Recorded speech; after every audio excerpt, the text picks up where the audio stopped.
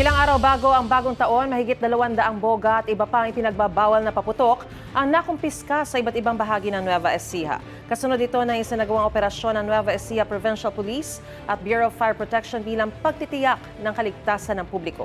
Ayon sa pulisya, karamihan sa mga nakumpiska ay boga dahil iilan pa lamang ang nagtitinda ng paputok sa probinsya.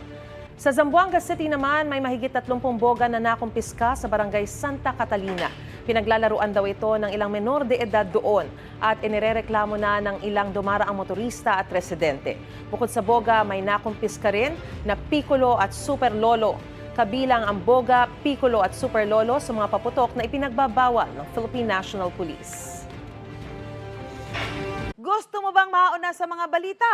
Mag-subscribe na sa GMA Integrated News sa YouTube at tumutok sa unang balita.